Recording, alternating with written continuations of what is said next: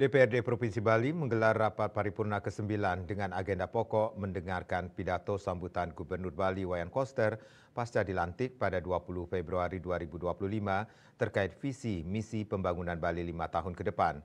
Ketua DPRD Bali Dewa Made Mahayatnya menyatakan keoptimisannya terhadap kepemimpinan Gubernur dan Wakil Gubernur Bali yang dianggap mampu untuk menata pembangunan Bali secara fundamental dan komprehensif yang mencakup berbagai aspek kehidupan berkaitan dengan alam, manusia, dan kebudayaan Bali sebagaimana visi Nangun Satkertiloka Bali. Resmi dan dinyatakan terbuka untuk umum. Sidang paripurna ke-9 DPRD Bali masa persidangan kedua tahun 2024-2025 dipimpin langsung Ketua DPRD Bali Dewa Made Mahayatnya, didampingi Wakil Ketua 1 Iwayan Disel Astawa, Wakil Ketua 2 Ide Gede Komang Kresna Budi, dan Wakil Ketua 3 Ikomang Nova Sewi Putra. Selain Gubernur dan Wakil Gubernur terpilih periode 2025-2030, dari sekitar 500 orang undangan yang hadir di ruang sidang utama DPRD Bali, di antaranya Bupati dan Wali Kota beserta Wakil, pejabat SKPD, mantan Gubernur dan Bupati serta Wali Kota Sebali, tokoh masyarakat serta anggota dan Ketua Fraksi DPRD Bali. Ketua DPRD Bali Dewa Made Mahayatnya dalam pidato pembukanya mengatakan pelaksanaan agenda rapat ini pada dasarnya merupakan amanat Undang-Undang Nomor 10 Tahun 2016 yang telah ditegaskan dengan Surat Edaran Kemendagri yang disebutkan bahwa bagi gubernur yang telah dilantik oleh Presiden agar menyampaikan pidato sambutan sebagai gubernur pada sidang paripurna di masing-masing DPRD provinsi.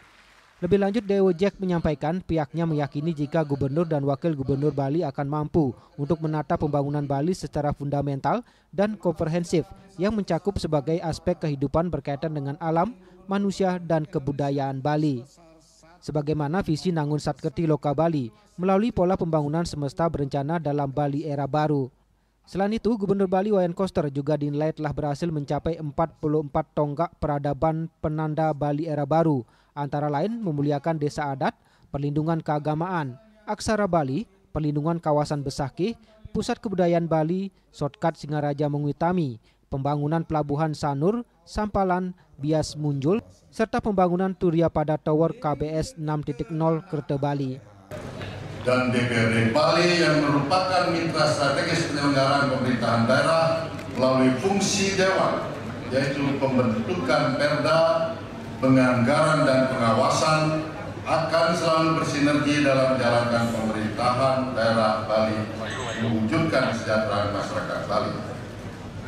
Sebagaimana sambutan pembuka kami sangat yakin Saudara Gubernur dan Wakil Gubernur Bali akan mampu untuk menata pembangunan Bali secara fundamental dan komprehensif yang mencakup berbagai aspek kehidupan berkaitan dengan alam, manusia, dan kebudayaan Bali sebagaimana visi Nangun Satkertiloka Bali melalui pola pembangunan semesta berencana dalam Bali era baru.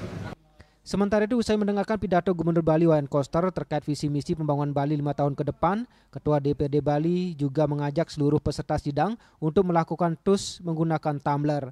Hal ini sebagai bentuk kampanye serta ajakan untuk mulai mengurangi penggunaan botol plastik, serta untuk mendukung serta memperkuat penerapan Peraturan Gubernur Bali Nomor 97 Tahun 2018 tentang pembatasan timbunan sampah plastik sekali pakai.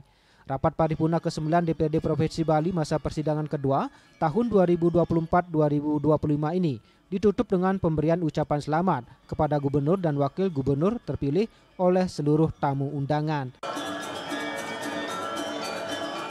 Adi Wiratmaja, Bali TV.